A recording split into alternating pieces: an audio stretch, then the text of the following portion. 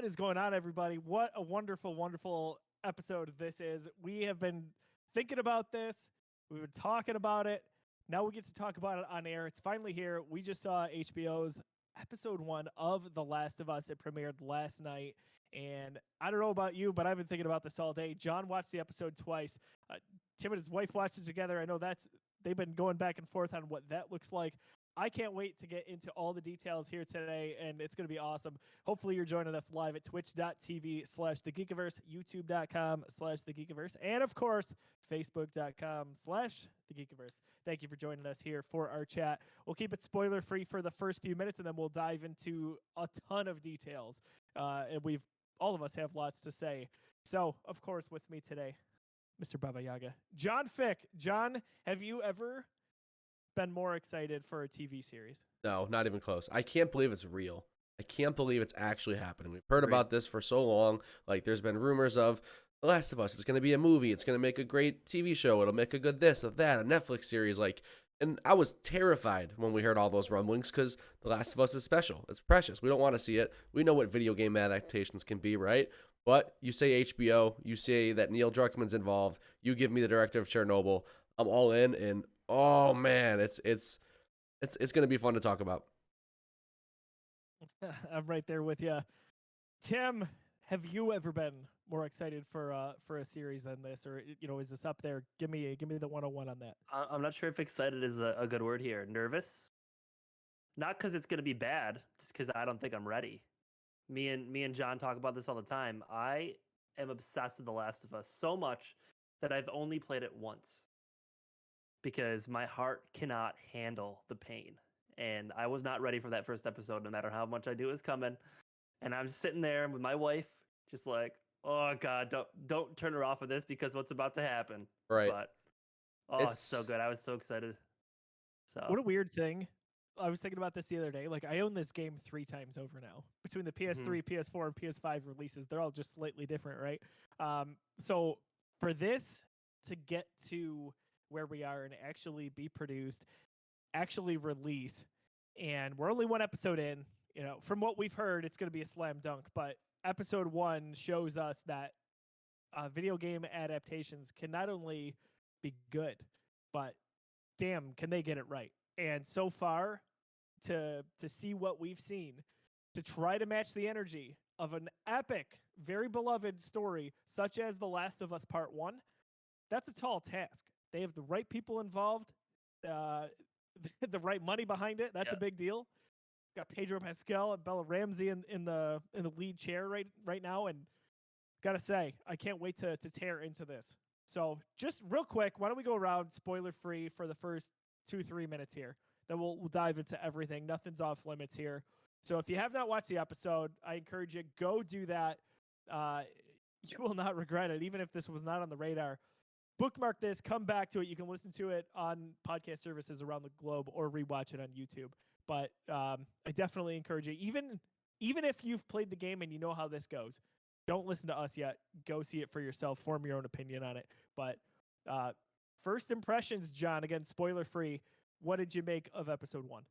I think that if you're a fan of The Last of Us, if you've never heard of it, if you've never experienced the story at all, doesn't matter. This is going to be one hell of a show. That first episode, that pilot really set the tone. It catered to us on all levels. It showed us that it's going to be an authentic retelling of the story. It showed us that they're going to change some things that make more sense for the medium, being TV rather than a video game. It showed us how authentically The Last of Us it is, and it makes me so excited for people who have never experienced this story. It's incredible. Episode 1, the pilot, it was basically a movie. It was an hour and a half. Like it was quite the meaty episode. It's incredible, and I've got nothing but high expectations for the rest of the show. Tim, how about you? Spoiler-free recap on how you felt about episode 1. Very similar. I think this is going to be one of those things. It's going to open up every video game series for an adaptation because you've had a lot of them in the past that have been like, okay, you had the Uncharted that just recently came out. That was good, but not like I still haven't seen it. But this is one of those things where it comes out on HBO and just the expectations is it's going to be game changing to do a series off of something like this. I mean, you're going to get people that have never watched. My wife didn't know it was supposed to be about a video game. She had no idea. I tried to avoid telling her. and it was just one of those things we started watching, and I'm just watching and I'm getting emotional because I know how the whole thing plays out. I played both part 1 and part 2, and it's just it's a surreal moment kind of watching it all again because it's just all those things in my head because I never played the remastered or the remake yet. It's something I'm going to dive into after I watch the HBO series, but I mean, I forgot about a lot of what happens in the story because it's been so long since I played it, and I at a loss for words, honestly, with a lot of the stuff because it was so well done, and I can't wait to talk more spoilers about it. But one thing I was going to ask you, Joe, we do talk spoilers. Are we only going to talk episode 1 spoilers? I feel like we have to because there may be people that don't know anything about the whole thing, and I don't want to I spoil think them that's on fair. everything. So I think that's fair. We've got more than enough to talk about, kind of unpack there. Yeah. So I think that's okay. But Tim, I agree with you where this is such a production that you don't first of all, like John alluded to, have to have any prior knowledge of it. So if you're new to The Last of Us, that's totally fine. This is perfect for that. And what's great is too with The Last of Us games, like they're not so long that you feel like you're behind if you haven't played them. So like you can go play those if you want to do that before you watch this too. I don't encourage it, but before we open it up to spoilers, I just take a second, each of you. Can you describe this episode in one word? In my mind, I posted it last night and I said authentic, and it just felt like it helps having Neil Druckmann there, right? Like the guy who made The Last of Us a thing, but it just like shot for shot was so good. It nothing felt out of place. It was very true to form. And I've always been a big guy that says, hey, when we're pulling from other lore like comics and books, like it doesn't have to match it. Like you could change it and make it your own. And that's okay. Like I think this series could do that if they want. They don't have to stick with it. However, I like that they did that so far. So authentic is kind of my word for it. Tim, you mentioned Uncharted, which I'm so happy you did. I love how between the two Naughty Dog franchises here, they really got the medium right. We didn't need an entire 10-episode run of Uncharted. We got what I thought was a fun 2-hour movie, which is a perfect popcorn flick. Like Uncharted is meant to be a movie, It was very good on a different level. Last of Us I think transcends that. But this would never have worked as a movie. This always needed to be a slow burn, or as Colin Moriarty always says, I'll never forget this. This needed to be like a steak. You got to savor it, and you got to take your time with it and really, really taste all the flavor that you could get out of it. So before again we move into spoiler territory, John, is there one word that describes the episode for you?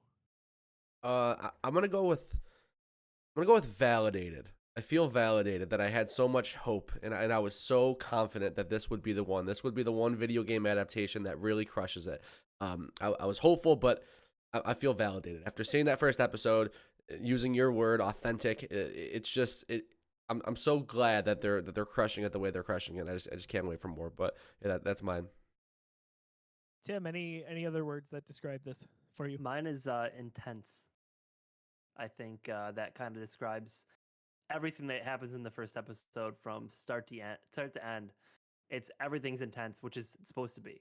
It's supposed to feel like that. It's supposed to, have your heart racing, like what's going to happen, and then the stuff that does happen, you're like, oh man. So that's kind of my word, and just for the first episode at least. So, dude, and what's crazy about this to me is we knew what was coming, right? Like it still was very intense, and that's when I think they got it right. For sure. And I loved the fact that they changed little things about the story because it was so interesting to watch that story that we're so familiar with. I've played this game 8 or 9 times probably. It's my favorite game of all time. Like The Last of Us is like, that's Bible to me, man. Like that story means so much to me. So to watch, to know these story beats and know where we're heading, but to see like different twists and turns along the way. And like I said before, twists and turns that make sense for the medium, right? Like there's stuff that you can't really show on screen that you can that you can experience with a controller, right? That one of those first scenes when you're Sarah and you're walking around the house, you get to explore, you get to kind of see some of those Easter eggs, you get to look at the birthday card and look out the window and see the explosion. You can't have that agency in a TV show. So to put Sarah in this different perspective, and we'll go into a little bit more on like how they introduced the plot, I guess, like those changes are just so interesting. So far so good when it comes to any kind of like adaptations that have. funny too. My wife and I had a conversation. She's getting ready. We're going to the Sabres game today, and I was talking about how excited I was, and she's like, have you already know what happens? Like, how is it so exciting for you? I'm like, well, it's no different than like, have you read a book and then the movie comes out for the book, and Yeah, like, it feels so different than watch or playing it or watching it. Like, it's different. Like, they add stuff, they remove stuff. Like, it's a whole different feel, and seeing the whole thing acted out, it's just different. it's And very that's the different. only way I can explain it. You, But I thought it you was a cool conversation. Like, that she was asking me, like, well, why do you care if you played it? Right. So We're so invested in the story and we want it to be good and we want to enjoy it again. But I like that you brought up the book thing. My buddy Matt Rohrbeck, who has his own show, the Untitled Movie Podcast, who is hopefully going to be on one of our episodes of this show here, who has been able to see the whole series already. He made that point in his review where he said, like, I'm not a reader, but I finally feel like the same way that book readers do when the movie version of their favorite book's going to come out. It's like, oh my God, don't butcher this. Don't change my favorite thing. Don't ruin it. And I can't believe they made that decision. Like, I felt that the entire time, thinking like, oh my God, don't change this. Are you gonna, like, how are you gonna change this? And if you do, is it gonna work? Like, I felt that sense of anticipation. It's like, I'm just so familiar with the source material, so it's a perspective that I don't think I've ever had before. yeah. So we will flip the switch here. We'll start diving into spoiler territory. So if you have not watched it, if that matters to you, cut out now and come back and listen and watch it a later time. Tim, you mentioned intense with this, and what's funny is there are certain moments. So when Sarah goes next door, and I know something is about to go down, she's about to find her neighbors in a not so good spot. I don't know if you guys do this, but when I play like Resident Evil, this felt like the beginning of a Resident Evil game to me. That's when they're scariest to me. For some reason, they get, I don't know why, if I like get into the comfort zone or what, but I find a groove and I'm not like terrified of my own shadow after the first hour. But I felt like that for this. So she goes into the house and I like don't make eye contact with the center of the screen. like I kind of like have my head down just a little bit, where I feel like I'm just like focusing on like the bottom edge of the TV. I know that sounds ridiculous, but like that's where I was at. Dude, the part where she's looking at the DVDs and in the background you see the grandma. The grandma, like, dude. Dude, oh my God. Right now. Oh, let's break all this down, because there's so much to unpack here. There's so much to talk about here. I kept trying to watch this show and use the filter of somebody who's never experienced this story before. So like that first hour where, first of all, we never got this much of Outbreak Day in the game. We never got to sit with these characters and kind of get a little bit of the world and stuff like that. Something that works so well for television, right? Like, we never got that in the game. So it was so cool. But I'm trying to like think of the way someone who's never experienced a story would see what's going on. And it's like, the clues are pointing you into an entirely different direction. Like, they're almost kind of setting this up like you think Sarah's going to be infected. They're dropping little hints and stuff like that. Like, she spends time with the grandma. She asked about, do you have to be in the city to get infected? How much time do you have to spend there? Because she was just in the city getting her dad's watch fixed. Like, I don't think anybody who hasn't played this game would have expected it to go the way that it did. Because I think everyone knows it's about like this father-daughter relationship, and maybe there's some loss involved, but I don't think they expected her to get shot like we all know she was going to. So like, my wife had no idea. That filter to watch this show through, thinking about someone who has never played the games before, is just it's fascinating. My wife, that lady, oh my gosh, that was like maybe the most intense part of the, not emotionally speaking, but just like cringy moment of the whole episode for me. I was like, oh my gosh, we've never seen that. Nothing, right? Yeah. We've never seen when someone flips the switch and kind of gets taken over. And the dog and how he or she reacts to her, all of that. John, I think you're right too. They were definitely setting that up almost to be like, hey, if you played the game, you know this isn't coming. You know, but this misdirection's most of you here. haven't played the game, right? I would think the majority of this audience has not played the game Probably. by far. So like, yeah. Oh my gosh, dude! It was so good. And let's talk about the intro real quick. That was a beautiful, beautiful setup, because we don't get that at all in the game. We kind of get little like puzzle pieces and clues as to what maybe happened, but this was really, really well done. Like, yeah, You need that kind of setup because, like I said, in a video game you have so much more time to sit with stuff and explore. Like you get to read newspapers about what cordyceps are as you're walking through the quarantine zones and stuff like that, right? Like environmental storytelling is a huge part of video games, and you don't have that in a television show in an hour long episode. So you have to tell that you have to give that information in a different way. So I thought, yeah, starting with, like back in the '60s and having those guys talk about the different kinds of fungus and pandemics and stuff like that, like obviously hit crazy close to home with what we just went through in this world, but like also knowing what's about to come in the game it was a cool way to start the show. And you mentioned the actual intro, like straight goosebumps, dude. Like the fungus spreading. I wasn't sure if they were going to use the original song or if they were going to go with something original for the show. I'm so glad they used the original score. That kicks in, and you just see like the entire map light up. I think Tim Getty said this. You see they start to show different cities that are having the outbreaks. Seattle is one of them, and it's like, oh, we know about Seattle. Like, it's like little Easter eggs and stuff like that. But yeah, just right from the get go. Yeah, I love the beginning because someone like my wife. Again, this is very different for me because I can be in the perspective of someone that's never watched it because I got my wife's reaction, and it was kind of nice because she's not a big zombie.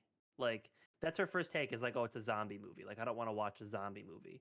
But like the fact that it's about like something that literally just kind of happened where it spread, it was a pandemic, and it explaining that it's the fungus, and like all you think about is you want to spread that to someone else, and like that's what you're driven by. Like makes it feel different when later on in the show, the person who's infected is like chasing Joel, and he's carrying Ellie like down like rapidly, like stumbling over stuff like.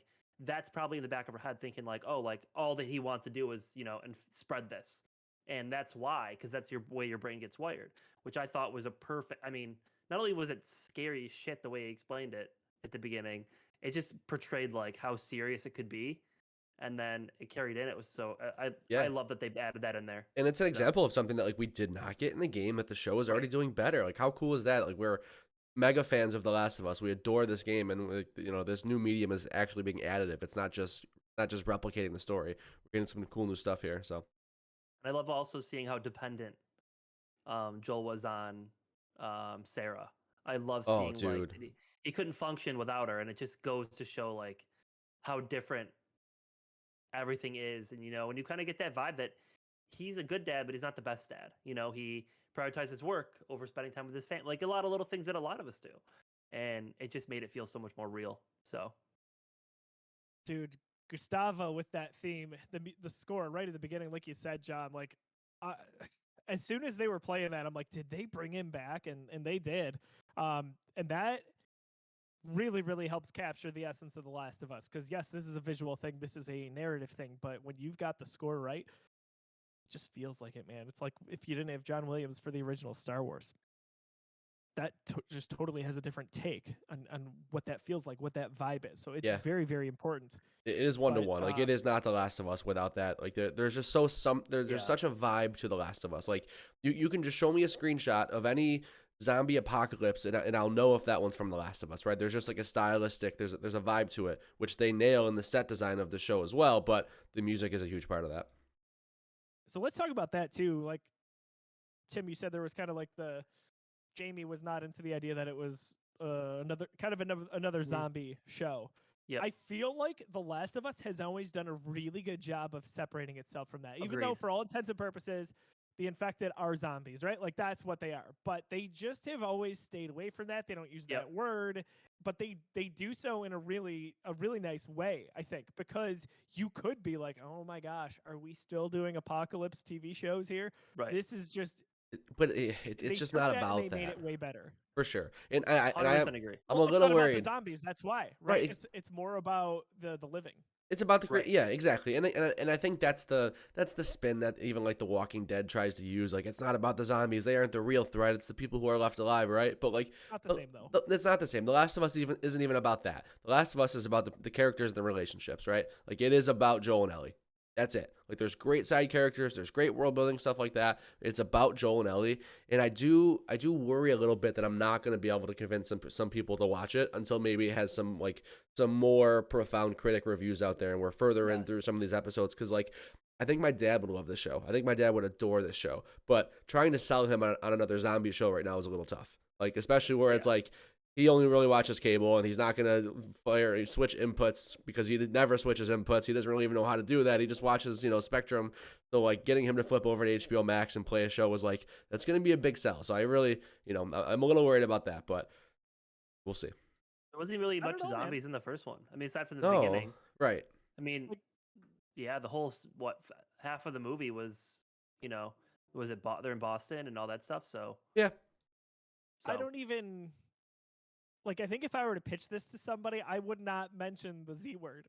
I didn't. Sure. I didn't. It's funny to say that I did not mention to Jamie, and then I'm like, oh, let's watch the trailer. Like the movie will be on soon. Like let's just watch the trailer so you can see what you're getting into. She watched like, why would you think I would like this? And I'm like, I don't care. Just like, wait. I said like you're Ouch. gonna watch it with me, and you're gonna try to watch it. She's like, you know, I'm not into this stuff. This reminds me of like the Stranger Things thing that you wanted me to watch. I'm like, well, like just give it a shot. Like I'll be watching it. We could watch it together. Like, Tim, and did she after we're though? done, she liked Did it. she watch Stranger Things did. with you? She did, and she actually liked that too. But we never finished it. We didn't finish the first season yet because, Oh my god. like you said, I don't finish TV. I get distracted easily. So I don't either. This is a rarity for me. Like, it's Star Wars and Marvel and this. That's Yeah. basically it right now for what I Ted Lasso, but that's a whole different topic. all right, Ted. Hey, man. Yeah, what were you gonna say, John? I was gonna say. Oh, what? I was gonna say now that I know you have Apple TV, you have to watch Mythic Quest now. Mythic Quest, dude. That's next on my list. Awesome. That's a That's really what I'm fun going show next. too. I haven't watched that either. I'm having fun with Apple TV. Let It's me tell you, even though excellent, that's it. dude. It's It is excellent. really good. There's It's a so much definite good stuff. brand to it, and it speaks to me. So far so good on that topic. But John, by the way, I know this. Well, all three of us. Like, if there's any direction any of us want to go, just take it there. I think next it makes sense to talk about Pedro Pascal. So thoughts here. Like, we thought this was going to be a slam dunk. He looks the part. He sounds the part. What do we think he brings to the role so far? My already high expectations were blown away because I thought that Pedro Pascal's Joel was going to be almost like a new Joel, but I totally trusted what that Joel would be, right? Like I think about the Pedro I know from Mando and from what I know from Game of Thrones, like that character was very animated, at least the Game of Thrones character, like very high energy, very sarcastic, stuff like that. Joel Miller is not that. Like Troy Baker's portrayal of Joel Miller is a very, very, especially after the events of the first 15 minutes of the movie / television show, very somber, very hopeless, very angry at the world, just getting by, right? Like that is the Joel that we are introduced to 20 years after the events of the first little bit there. And I wasn't sure how Pedro would portray that. I was excited for that, but there is so much of that original character. There's so much of that Troy Baker performance in Pedro's performance that I didn't expect. That low monotone voice, like where he's just like in his little everyday conversations, just completely disinterested, just trying to hopelessly survive. I didn't think we were going to get that, and I'm so excited I was wrong because he's crushing it, dude. Accent works too. He's got that nailed down. Yeah, that broke, don't fix it. Right, that little southern twang that you don't even realize is really there, but this takes place in Texas, so it makes sense. Tim, how are we feeling about Pedro? Dude, I couldn't have said any better than John did. I mean, he's saying everything I'm feeling. It's one of those things where, you have expectations of what it will be like, and and you see how he portrays Joel, and it's just, I mean, he does such a good job, and I'm so excited to see him, progress throughout the story and see his relationship with Ellie, because I think it's a good indication of him as a character, but what this story is also very important about is how he interacts with Ellie. That's And all that I'm matters. very curious to see that their dynamic. I already like their dynamic. I think it's very good. But I'm very curious to see how that progresses. And as long as their dynamic is awesome, I'm, over the moon. It's more than I would have ever expected. So It just feels very much. I agree with everything you guys said. It just feels very much like, Troy Baker. It's one of his best performances ever. He's had a lot over the last 10, 15 years or so in the video game industry. But to see that come to live on the big screen, so to speak, I guess, depending on the size of your TV, but on HBO, really, it's really something special, because I think there are these little subtle things that I've seen so far where Pedro did make it his own, but we're not talking far off the beaten path here. It's almost like going and being an actor in a musical or a play. That's what I like in this too. Like you don't want to change it too much. Yeah, you want it's special for a reason. But I think we're getting a lot of that with Pedro. And every once in a while, I hear like that little bit of Mando in there, and I love that. Of Yeah, course, being a Star Wars guy. that has poked through a So- few times, and I'm like, oh, I can't wait for season 3. Same, dude. I don't know if that trailer is out yet, but Mando season 3 trailer tonight. Cannot wait to watch comes that. out in March, probably. right? Yeah, Yep, Mando. Okay. We gotta get going. Gotta get the rewatch going. We'll get there. That's right. That's right. Bella Ramsey in our time so far as Ellie. What are we thinking? We got a little bit. You know, we don't have a lot of leeway here just yet. But John, what are we thinking early on impressions? Like blew me away, and for other reasons. So like that was, I didn't have. Not that I didn't have faith in Bella. It's just that my expectations were all over the place because I'd only seen her in that small role in Game of Thrones, right? So little Bella Ramsey is Lady Mormont. She's this loudmouth little girl who commands the room, but she has like 12 lines in the entire show. It was more of a gimmick. She was kind of a gimmick character, like this, this little girl. She's so rude and commands the room. Like it's funny, it's cute. That's the only character I've ever seen her portray. So when I saw this casting, I'm like, all right, I don't know what her range is like. I don't know how she plays a character like Ellie. I trust Neil Druckmann and Craig Mazin to make the right call, so I'm like totally excited to see what it looks like. And spoiler alert, she crushed it. They crushed the casting. It's a little bit different than Joel in that case where it's like it's a little less spot on to the Ashley Johnson Ellie. And I think that's a good thing. I think she has her own twist to it. She's a little more ruthless. She's almost like has a little bit more of an innocence to her, a little bit like more of a girlish charm to her, but she's still got that she's still got the anger. She's still got that fu like stabbing guys in the legs and oh, so good. I think she's incredible. I can't wait to see what that relationship between Bella and Pedro ends up being. She nailed the Ellie scream, right? Like when she's yelling at somebody. Yes, when she gets thrown into the wall by Joel. Yeah, that too. Oh yeah. Like it's dead on. If you close your eyes, you couldn't tell the difference. Courtney, I'm interested to hear more about that. Courtney in the chat says right now Ellie's character to me is a little cringe sometimes. John, I think you nailed it with innocent. That's where I was going with this. Like there's just, I think in the game you get to a point where maybe I would say maybe roughly halfway to 3/4 of the way through, there's these innocent moments between Joel and Ellie where Ellie is asking about the world because she's never known a world other than this pandemic world, right? In the apocalypse, and she's asking about, oh, what was this like, and what happened here, and he's explaining football to her at one point. Like, I think there's more of that early on with this character, or at least this iteration of her. So think about the framing in which we're introduced to Ellie between the game and this TV show. It's very different. We're introduced to Ellie as this prisoner who doesn't know why she's here. Like for the most part, she's being held against her will, and we know nothing about her. We don't know why she's special, especially if you're viewing this from the audience of someone who doesn't know the story. Mm-hmm. In the game, that's not how Ellie is introduced. In the game, Ellie is friends with Marlene. She knows that Marlene is friends with her mother. Like she's very familiar with this adult figure. She has that. She put the trust in Marlene, and they're kind of on this mission together, right? So I think a lot of that innocence comes from the fact that we're being introduced to this little girl as a prisoner, as who's being held against her will, and like why is she so important, and why is she being treated like cargo? I think that might have a little to do with it.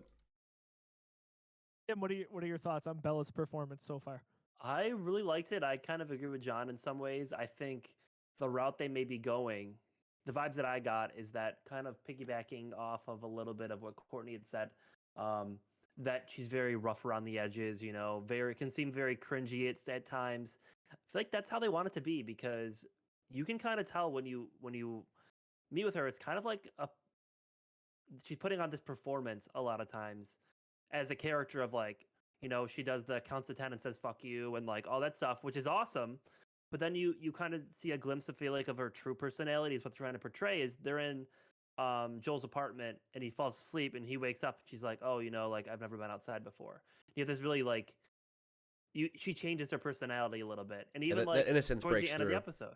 Right. And even towards the end of the episode, she just kind of like when she sees Joe beat the living shit out of that guy on the ground, her face just kind of portrays like that innocence that we're talking about, like, oh shit, like this is happening, like not realizing like that this is legit, like she's been living in a sheltered life this whole time and she acts like a badass because this is the what she wants people to see.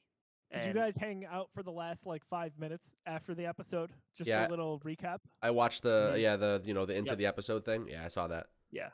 Awesome that they're doing that. Really like Yep. that insight a lot. Instead of waiting till this whole series is over, like give that to me now in bite-sized pieces. There's But also a one thing, accompanying podcast like with all of the cast, including like Troy and Ashley, right? no, Oh, I I haven't did awesome. not. I haven't listened to it, but that's coming out weekly with the show. There's an official Last of Us podcast.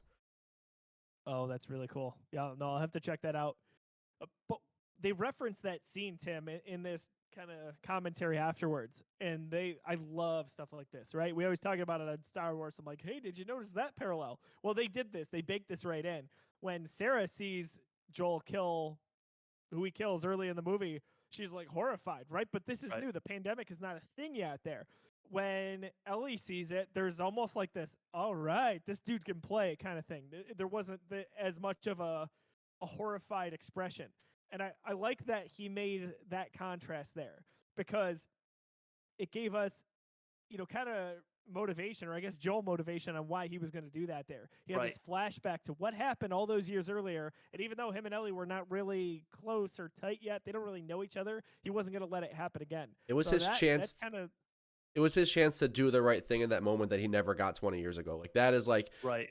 that is like how we already saw it throughout the episode. We saw the flashback, something that we also didn't see in the game, actual flashbacks to him dreaming about that and like thinking about it. And all of a sudden, the opportunity literally arises again for him to live that situation out again.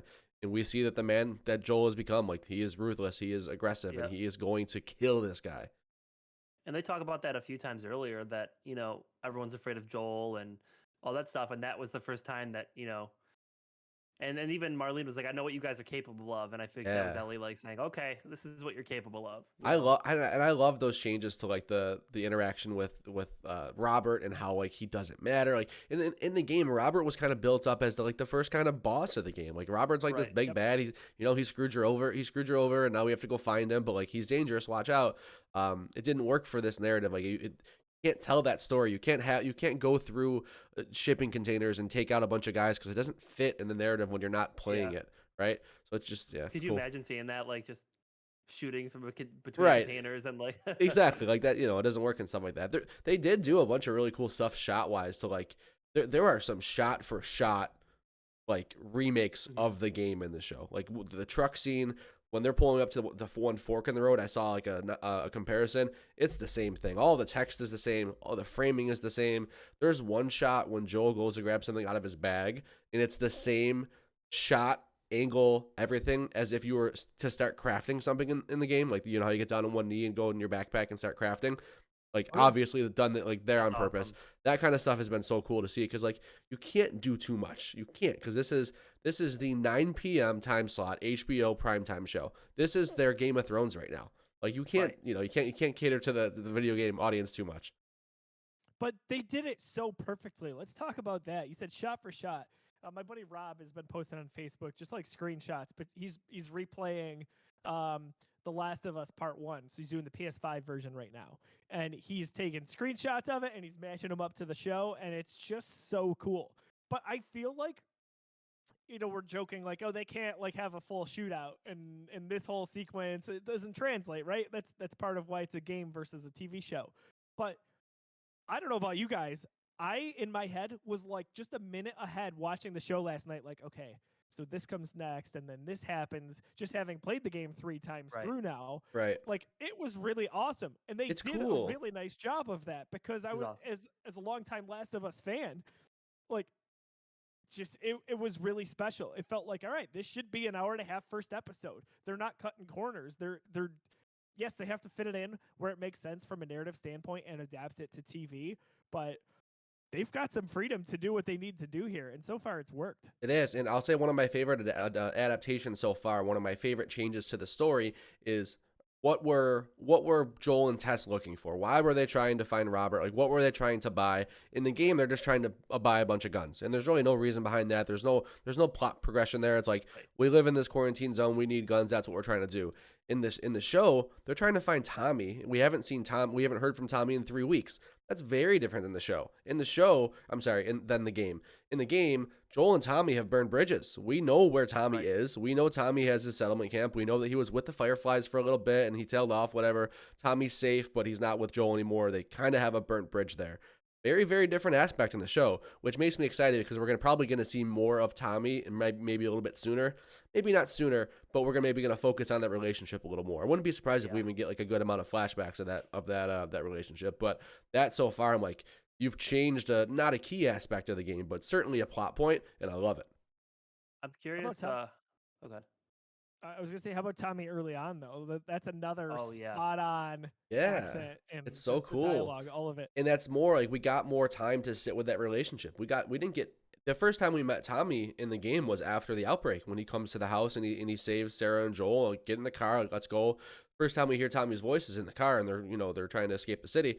In this, we get that little bit of a brotherly love. We get that, like, oh, he loves you. Yeah, he depends on me, like, type thing. Like, it's and then we, even that little, and even that little glimpse into the relationship when he calls Joel in the middle of the night, like, hey brother, I'm in jail, man. It wasn't my fault, but I need you to come bail me out. Like, just, seeing, I've said this a few times, it sounds like a broken record, but being able to sit with some of the stuff a little bit more because we have to be able to understand it, like, through this medium has been really cool. Yeah. So glad that we got yet another Last of Us remake in the fall, because that was the perfect precursor for all of this to keep this fresh in my mind. And I know, like, John, you've played this game quite a bit. On the flip side, Tim, you've only played it once.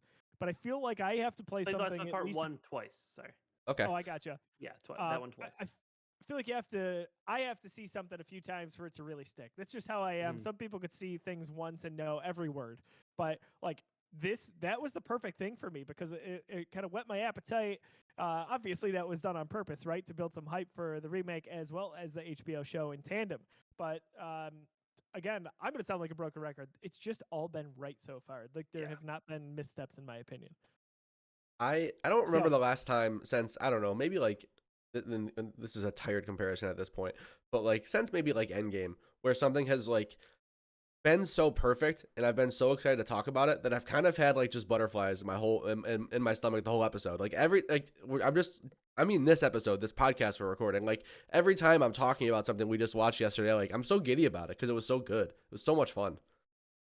Dude, and I love the camaraderie with this. Like we've talked about different shows over the years,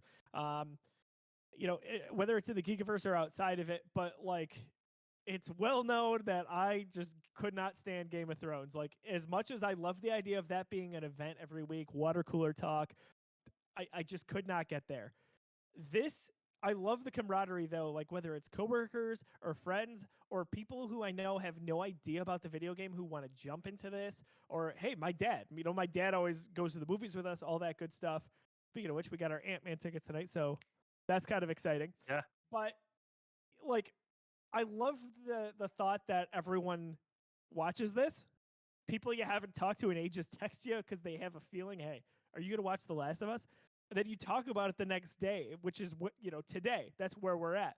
And I know, so many people who were, I told, hey, we're going to have a Twitch live stream, jump in there maybe around 9:00. That all to me is really what makes a lot of this special. Now, the show on its own is really good. And dare I say that first episode was perfect. But we talk about it every time we go to see a new movie together because we get like a row of 12 of us.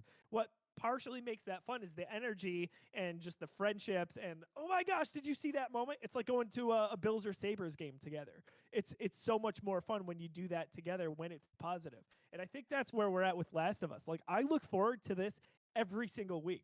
This is going to be, Sunday night's going to be awesome because we watched the episode. But assuming we do these on Monday nights, how much more fun is that? Like, that's another thing to look forward to. Just, it's so awesome. Yeah, I can't wait till I find my first person that like is a friend of mine or, a colleague maybe or a family member that gets into the show that isn't into the games. Like, I don't have anybody in my life right now that I know for a fact is watching this that's not familiar. Even my wife, like she is very familiar with The Last of Us. She hasn't played through it, but like she's seen me play it however many times and she's familiar enough. And I, how many freaking YouTube videos have I watched of my favorite scenes? Like she'll tell you. So like I can't wait till I find my first person who's just never seen this. And I'm gonna try. I'm gonna try with everybody. I'm gonna try with my dad. I'm gonna try with my sister-in-law. I'm gonna text her like, try this out. I think you're gonna like it. I'm gonna see who I can get into The Last of Us, and I'm very excited Yeah, about it. I'll do it in person. Oh, I just want to watch it at John's for sure. house. Yeah. I'm gonna bring my wife, and you'll be able to see my wife's reaction. Yes, to a that'd be lot of stuff, awesome. which is kind of awesome. In my When she saw Sarah get shot, yeah, she's like, "This is stupid." Like, dude, she was upset. Like, it is very much are you like kidding me? And I was like, it's a barrier to she got her entry. phone out because she couldn't handle it. I was like, "Oh no!" It is. I'm like, If that's you're maybe the familiar, worst part of the entire show. if you're familiar with John Wick at all, like that is that is something in that movie that really throws a lot of people off, is when they kill the dog in the first couple of scenes. Like that is the moment where it's like, I know this is tough. I know it's so hard to watch. I remember watching John Wick with my wife for the first time. She's like, I hate this. Why are you make me watch this? I'm like, but just keep watching. I know you're supposed to feel that way. And it's very much like the same thing with Sarah. It's like, man, if you didn't know that was coming, I don't even like, I go back to the way I felt in 2013 when I experienced that the first time. I remember my jaw hitting the floor. Like, oof. Yeah, I think my wife is a little shocked that it was the person that killed her and not like something else. I mean, right. It was, yeah. Oh, think about that, man. It's crazy. What I recall from that moment, the first time I played it back in 2013, is the scream. Every time. I don't know what it is. It just like, I'll never ever forget that scream. And it wasn't like a particularly noteworthy one. No, it was just almost like this faint, like hopeless scream. And I'm so glad you brought that up, because I legitimately questioned whether or not they used the audio from the game, because it was so spot on. I was thinking that too. That one little scream when Joel's holding her and all of a sudden they do the turn and then that scream happens. I'm like, that hit exactly like it did in the game. Is that like, I didn't look into it. I assume they probably didn't do it. I'm sure the Nico Parker, who portrayed Sarah, who crushed it, like maybe one of the best performances in the show. Yeah. I'm sure she did that, that reading, but like, wow, incredible. This being the first episode of our recap series here, this is almost a little tangent, but like, do you guys have memories? I'm sure you do. Like, I've got some that come to mind just around whether it was the first Last of Us, the hype when it was announced, playing part 2. Like, we don't have to go into story spoilers or anything, but like, I have I'll share one. We'll kind of go around if you have them. I know John's got some. Like, the first one coming out back in 2013. Go before that, I want to say 2011 is when it was announced at the Game Awards, and everyone was Team Xbox 360 at that time. That was how it was going. And then I had so many friends who were like, I'm buying a PS3 to play this game. And that was maybe a big shift in the tide for Sony there. But like, I remember pre-ordering that game, and I remember which GameStop I got it at, and they were getting rid of one of their big like cardboard displays, and I still have it downstairs in my basement. I remember I went to the gym that morning, and I got home super early just so I could play it before I went to work. Like, all of these things. My dad even was excited about it at the time. Like, John, what do you got? I know you got something here. Yeah, dude. Yeah. So me getting into The Last of Us is something I think about all the time. Like so I am that friend. I am that person who did not own a PS3. I was like, at the end of the Xbox 360 generation was when I was just getting more into more narrative games. Like, I had just played BioShock Infinite, Far Cry 3, like Dishonored. I just started playing more like narrative heavy games where I'm like, oh, like gaming is more than Call of Duty and NHL, right? Like, I was kind of just starting to get more into games. And with that, I started watching like more game coverage and game reviews, stuff like that. Well, I hear about this game, The Last of Us. I'm familiar with Uncharted. I'm familiar with Naughty Dog, everything like that. So I hear about The Last of Us. I'm excited for it. All of a sudden, I see the first review drop. Now, this is Monday of the week the game comes out. The review embargo must have dropped on a Monday. I see all these reviews. I see all these 5 out of 5s. I immediately post on Facebook, who's got an old PS3? I'm looking for a PS3. I get a hit in like 10 minutes or something like that. My brother's buddy looking to get rid of his PS3 super cheap. Awesome. I picked it up for like $100. I drove to his house hours after seeing this first review, and then my dumb self drove to GameStop, and I'm like, I'm going to buy The Last of Us because, like, oh my God, this is incredible. Well, I didn't realize the review embargo dropped before the game came out. So I'm like asking this guy at GameStop, I'm like, I would like to buy a copy of The Last of Us, please. He's like, it's not out yet. I'm like, what do you mean? I just saw a review for it. He's like, yeah, it comes out on Friday. I'm like, oh, that makes sense. I feel dumb. That makes a lot of sense. So I had a PS3 for 4 days with no games because I'm like, I bought this thing for The Last of Us. So it finally comes out on Friday, which happens to be the release date of Man of Steel. So I had already have tickets to go see Man of Steel with my father, who's a big Superman fan. So we went to the mall, we saw Man of Steel, and I'm like, Dad, I gotta take a quick detour. I'm going to Best Buy and picking up a video game, and that's where I scooped The Last of Us, and history was made, man. Dude, that's awesome. I love that you like. It's so funny how ingrained in every detail we are now, just doing what we do with Geekiverse. Like, I can't imagine not knowing that now. I know, and like it was that one of was those things where it's like I knew enough. I had a good amount of information and like knowledge of how the system worked. I just was so excited. I kind of forgot to think about like, did this review drop before the game came out? Like, Oh man, I love that so much. Tim, any fun stories or where you were in life? Any of that come to mind with Last of Us? Yeah, I mean, it was a different time for me. I mean, pre-kids, I could go get the game the day of and, play it nonstop over the weekend. And, you know, I don't know if you guys know this about me, but I'm a big fan of these style of games. You know, I enjoy them, I dabble. But I mean, I was looking forward to it so much. I mean, anytime a new game in this genre comes out, I'm on top of it so fast. And when I got it, it was just a surreal experience. I'm all about the narrative games. I mean, I'm a big RPG guy, and this is like combining, adventure, horror, just everything that I love in a game together. And I started playing it and I couldn't stop. So, I beat it pretty quick and played it a second time about a month or two later, and I was obsessed. But, it's one of those things that I always wanted to go back and play, just never did. So you got to play through the part 1 remake. The new one I'm is going like, to. so like I said, I've probably played through The Last of Us 7 to 10 times. I don't know for sure. Like it's something that like I make a point, like when I replay that game, like I get in that headspace. I'm committed to this. Like I'm playing this, like try to play like for the first time again, right? Playing the part 1 remake was the first time that I was like, it was the most special playthrough since the first time playing it. Just being able to just like see this world in a new light and just appreciate new art and like how beautiful the game looked. Like just like at a certain point you're kind of just running through the levels because you know them. I'm stopping and looking at stuff again because it looks so beautiful. Like there's details that I didn't notice from the previous couple of games. Like you got to play the part 1, man. It's really really good. I'm excited because I don't remember as much about it anymore. So yeah, Tim, I think that PS5 run through is going to be special for you because of the show and the excitement and just not having done it for a while. What's funny for me, I guess, looking in hindsight, is when I played it on PS3, like I liked it. I didn't love it. I was like, this is fine. This is a good AAA game. I love, big Naughty Dog guy, Uncharted. It's fine. But when I went to replay it on the PS4 version a few years back, just prior to Last of Us Part 2 coming out, that's when it really, if you, no pun intended, clicked for me. I really got into it. I went through everything in those levels, like no stone left unturned. I read all the lore, every bit of it.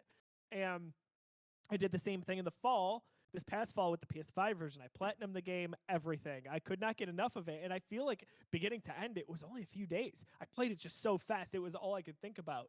So, it's ingrained in me now where it's special. It's on that short list for some of my favorite gaming IPs of all time, let alone stories.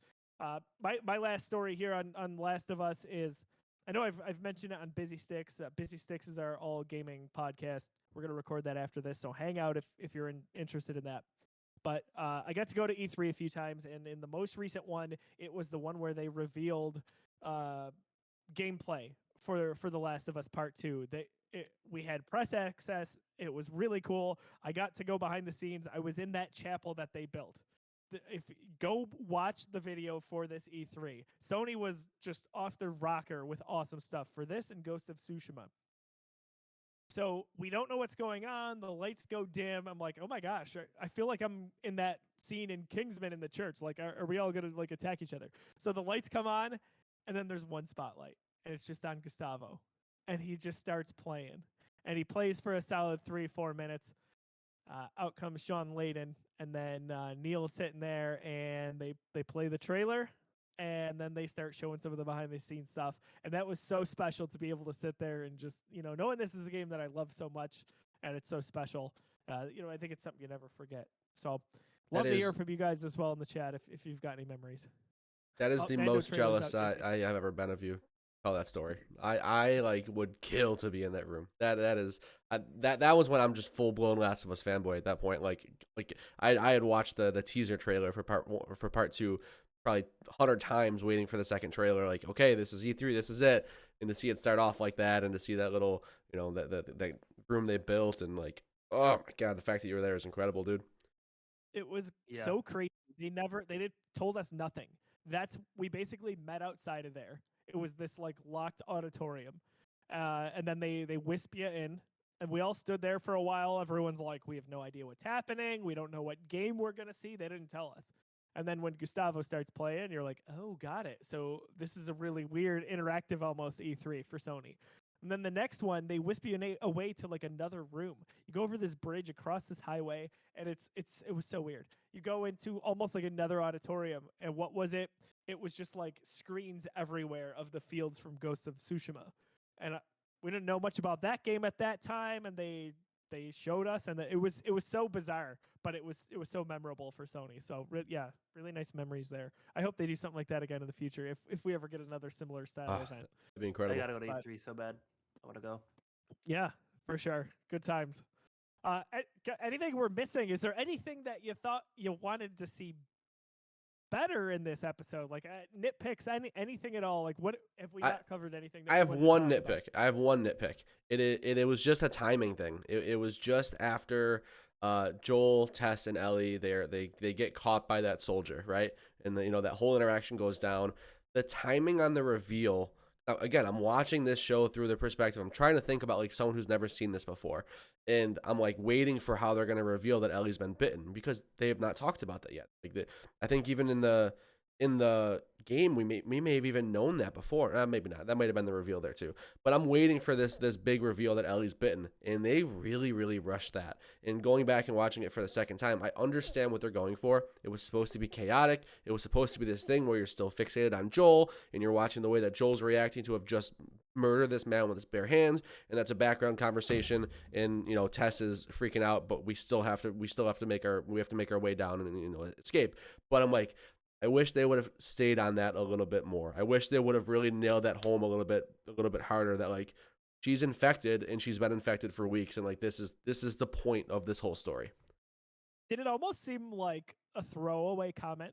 Like it was so quick, I feel like people could have missed that. Like that seems funny to say. For I sure. knew it was there.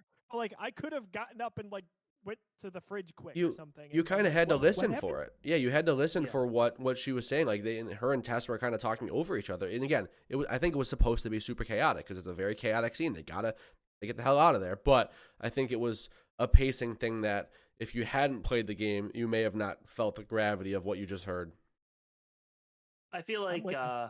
I agree, but I feel like maybe in the perspective of someone who hasn't watched it, I feel like they kind of hinted that there's some reason that she's there. So I feel like maybe Did. But that's supposed gravity to be the wasn't- reveal, though. 100% agree. I 100% agree, but I just feel like maybe for the average viewer, that was a good way to even though it was quick, to include at the end of the episode, makes you want to like find out more, like like why she needs to be taken now, because prior to that it's just like, oh, she's just kind of there. Yeah. They're taking her, but why? And this, I feel like you had to kind of do it in the first episode to set the premise of like, No, this is the reality of it. But I agree. That's the It's timing of when it should happen, and that's the exact scene it Yeah. should have happened. If you think about how that happens in a game, it's the same thing. The little radar, like they kill this guard, they Yep. see the little radar, they see that she's infected, but then Tess draws a gun on Ellie. She's like, "What are you Right. doing? Like, is it like, did Marlene set us up? What's going on here? Like, what's Yeah. happening?" And then It was then you quick.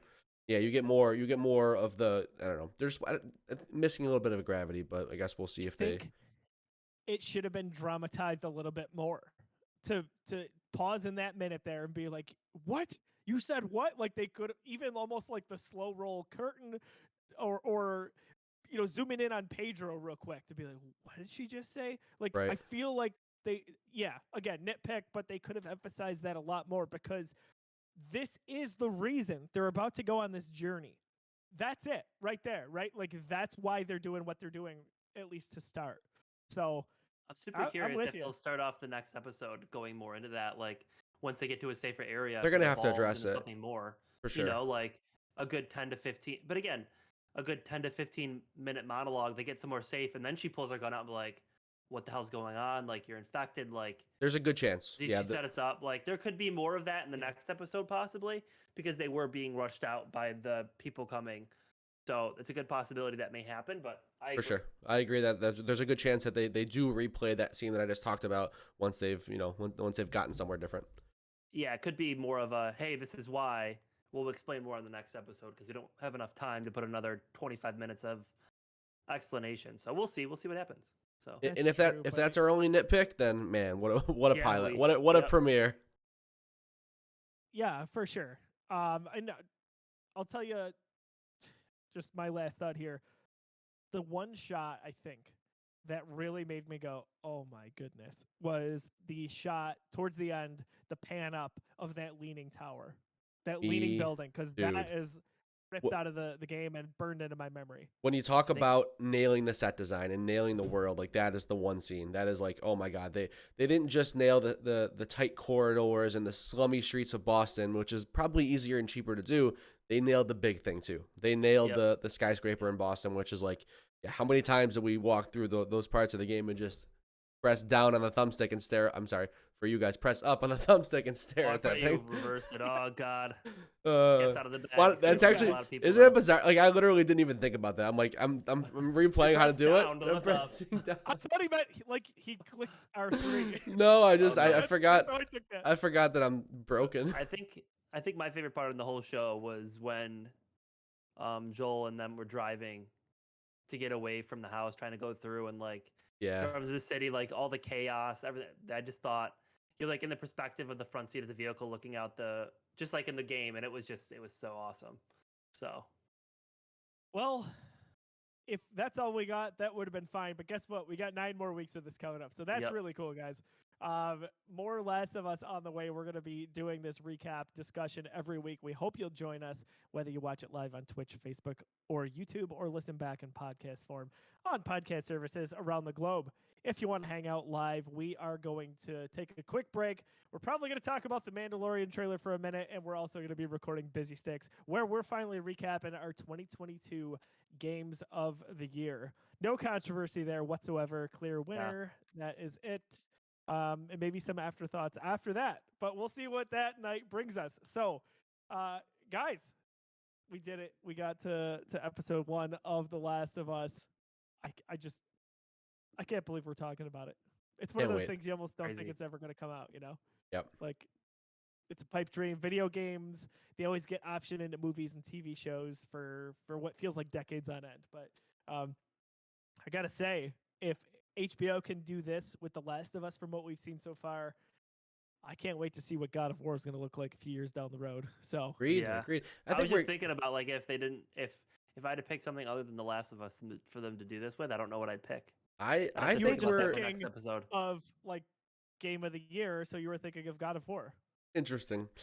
I don't want to go Okay. too I far down. mean- I don't want to start a whole new rabbit hole conversation, but I think we're kind of turning the corner here when it comes to like video game adaptations, man. Like we got Oh, this Uncharted. is- Uncharted was a popcorn flick. It was fun. We got those Sonic movies have been good. We got the Super Mario movie coming out. Like Arcane was awesome. The Cyberpunk thing. Like I think The Last of Us might be like the first 10 out of 10 maybe. Like okay, episode 1, obviously premature there, but like it has the potential to be a 10 out of 10. But we've been getting some good stuff, and I'm excited for the future. I think But this how is the about first this? movie. Yeah. You think about everything you mentioned there, a lot of really nice stuff in the last few years. Like this has been good. That stigma will always be there, I think. Every time you get a mediocre one, it'll be like, oh, they blew it again. But this lays the blueprint for future IPs to How make good- that transition over. How good can this because be? Think about it. With the time and the love and the the budget, of course, and the Right. big names that are behind it. But I think it comes down to possibly one X factor. And this is true in a lot of things in life, whether it's at work or it's in general conversation. Do you have the right person in the room? They have Neil Druckmann in the room for this. More than just in the room, right? He's at the top here. You've got him, and I think that's why this is actually so special. I Because so totally many agree. times we've seen properties adapted, whether it's comics or for TV or video games, and it's not right. You've got the right guy here, and I think it's going great so far. So time will Yeah. tell. I think this is the first show that you could have someone wandering around on HBO and putting it on and finishing the entire series and having zero clue that it was ever a video game, and someone tells you, "Oh, this is a video game about that." Like, "Oh, they made a video game about the movie, like, or the show," Yeah. having no idea that it was ever a video game first because of how great of a show and story it's going to be. I've gotten that a few times from people who like The Witcher. Who Yep. so I've not watched that, but like point. from time to time, people will But be like, "Oh, I didn't know that was a video game." to be It's like, fair, well, it's a few things. yeah, but to be fair, the show is based on the book, not the video game. The video game just That's happens. true. The video game just happens to exist. So like that counts for sure because the video game did a lot in like bringing Geralt's like physical attributes to form, and I think that had a lot to do with it. But the source material was there from the book, so like I think I give it a pass, but not a home run when it comes to a video game adaptation. All right, that's a topic for another time. All right, let's go take a break. Let's watch this Mando trailer. Thanks so much for joining the chat here for The Last of Us Episode 1. For John and Tim, I am Josiah. We'll catch you all next week for Episode 2.